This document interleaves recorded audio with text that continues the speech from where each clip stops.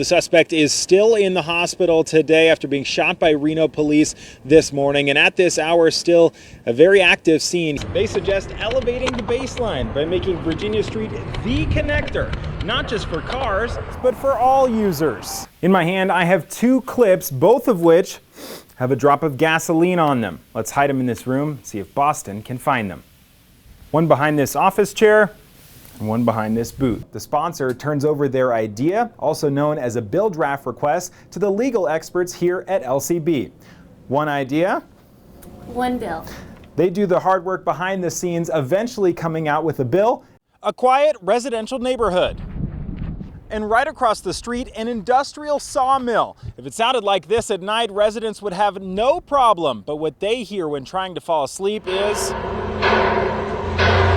air race officials announcing that they will continue to try and find a new home for the national championship air races. Of course, I couldn't leave without one run myself in Reno. Ben Margiott reporting.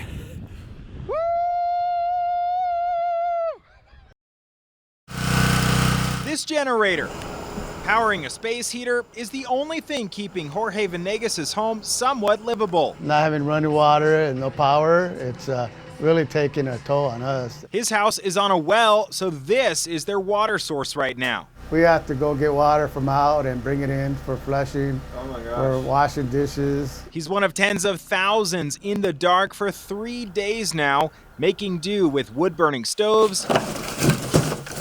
And just worry about the neighbors who are more at risk, who don't have a wood stove, who are more dependent on their electricity. And generators, like this couple whose home dropped to a bitter 47 degrees. Virtually all of our lines have been damaged in some way. NV Energy representatives say at the peak there were over 1,000 individual outages, all caused by the weather, mostly due to that heavy, wet snow. Those trees, when they got weighed down with the very heavy snow that we've had over the past couple of days, they broke. They went into our lines and they damaged the lines. Murray says they've deployed every resource available to restore power as soon as possible, even bringing in crews from southern and eastern Nevada. Could NV Energy have done more to prepare for this? Because it seems like everyone was kind of caught off guard. So we were prepared. We actually had additional crews that were on call for that period, but to reemphasize, we were expecting predominantly a rain event. And when it came in as snow, and certainly the size of the outage, we definitely did not anticipate the size of the outage. Meanwhile, as patience runs thin, residents try to stay positive. Feels like camping sometimes. But in our house. In Reno, Ben Margiott reporting. We miss him terribly. He's just a baby. The wounds still as raw as the day Carson Preston left this earth. You wake up with it every day.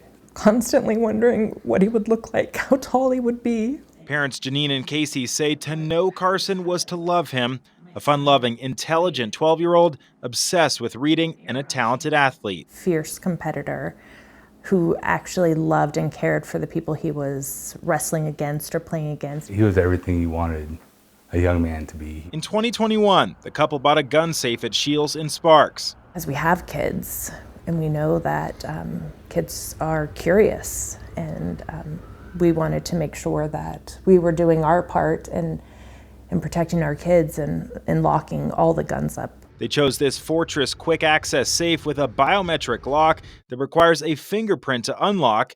Casey, an electrician by trade, says he programmed and tested it. I'm confident that I read the directions and tested it and made sure it worked properly.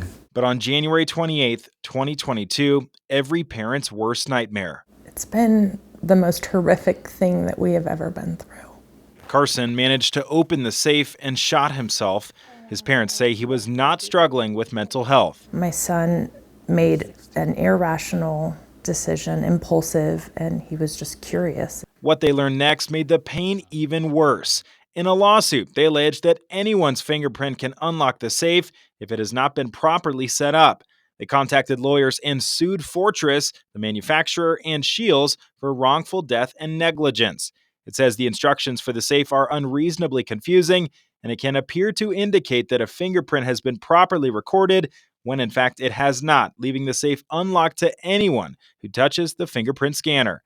Attorney William Sykes' firm filed the suit. The default position for this safe is to be unlocked. For example, if someone attempts to scan their fingerprint and the scan doesn't work, instead of locking the product, it unlocks the product, which is extremely scary. What's more, the U.S. Consumer Product Safety Commission and Fortress Safe announced a recall of 61,000 gun safes last month, including the Fortress model, for the malfunctioning fingerprint scan.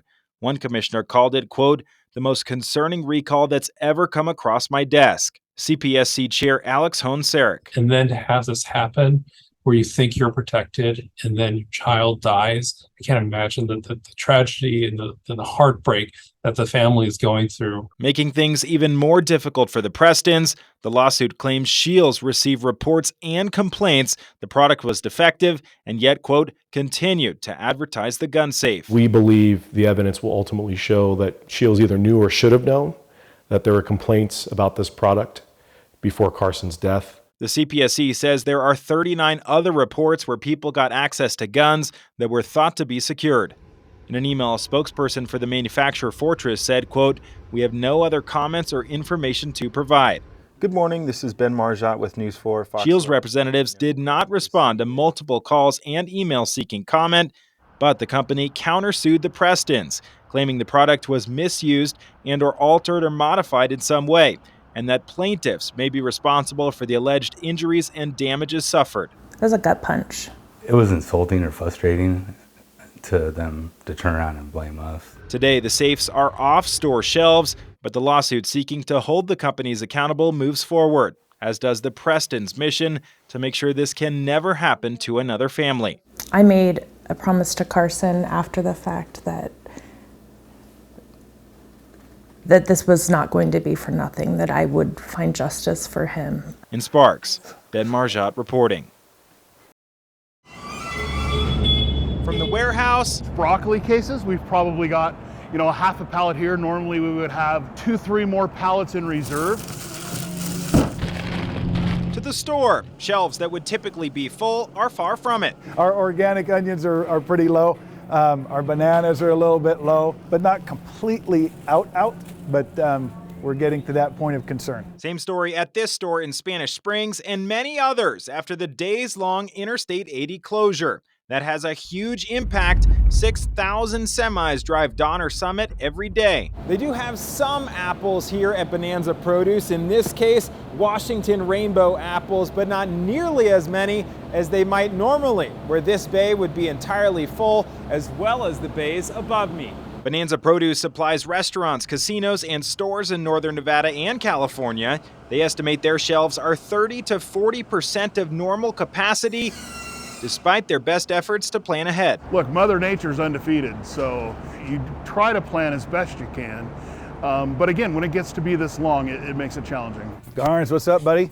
Brian Vieira owns the grocery outlet on Kitsky Lane. You can't help but get a little bit concerned. Like most other grocery stores here, they're almost entirely reliant on I-80. What percentage of the product on the shelves does come over the pass? I'm gonna have to tell you all of it. In one way or another, it either comes through Donner or the 50. Though the thin shelves might stress shoppers, they say we're a long ways away from running out. It's more of a matter of inconvenience. We get into the week to 2 week range, yeah, it can change things a bit. In Reno, Ben Margiott, News 4 on your side.